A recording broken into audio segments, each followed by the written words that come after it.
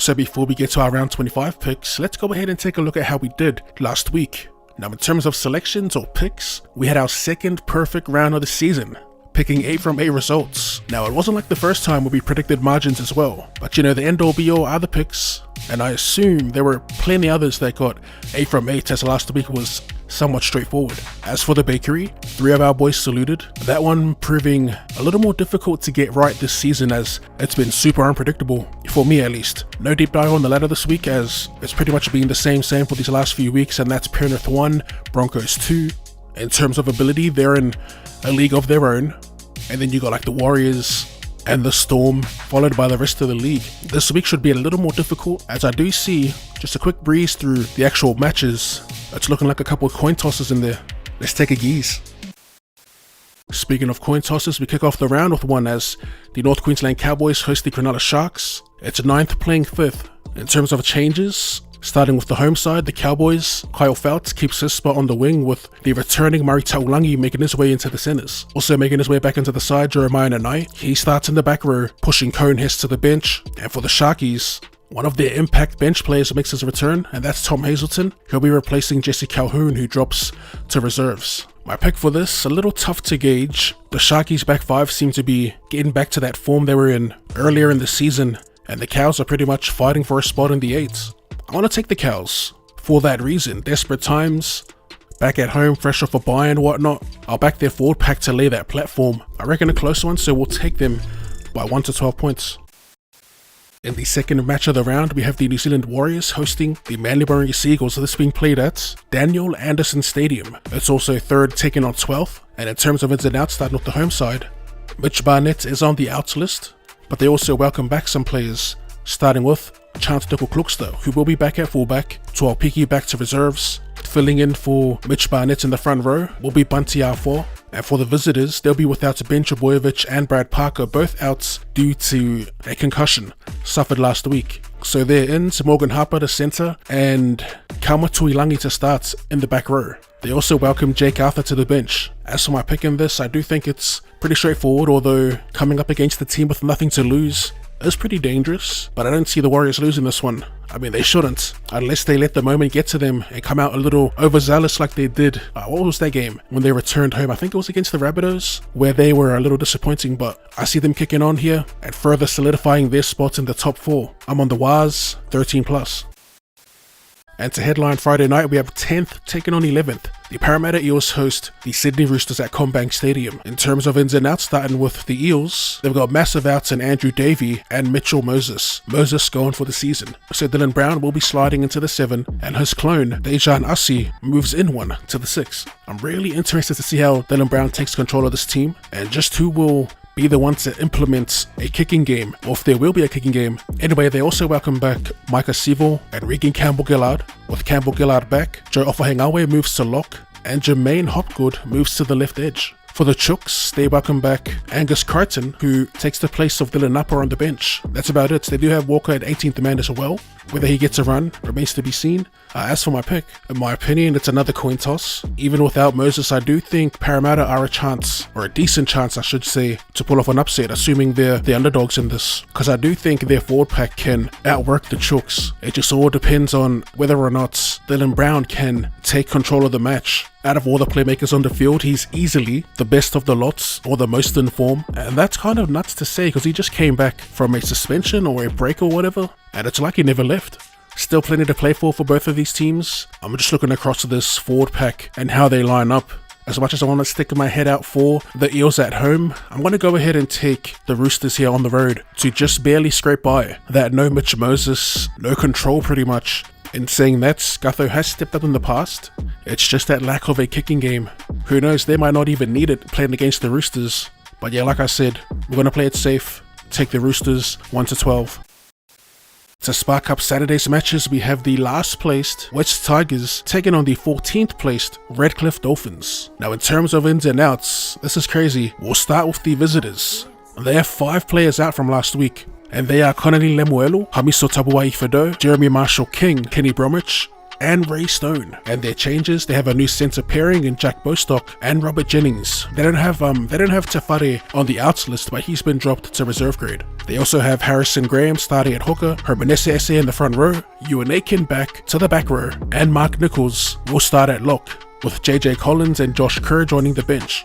As for the Tigers, no changes. Quite the contrast. As for my pick, oh okay, I just saw the venue. They are playing at Combank, and yeah, you'd assume it's a pretty straightforward pick. I will be taking the Tigers in this one. There's just way too many changes with the Dolphins, but as we've seen time and time again this season, they typically put up a hell of a fight when on paper they look outclassed.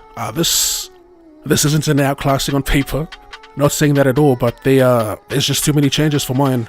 That coupled with the Tigers being pretty solid these last few weeks despite their losses, they're due. And on the back of their hectic forward pack, I think Laurie and Brooks will steer them to their 4th win this year. That is crazy. Currently 3 from 21. Yeah, I'm on the Tigers, and we're gonna go 13+.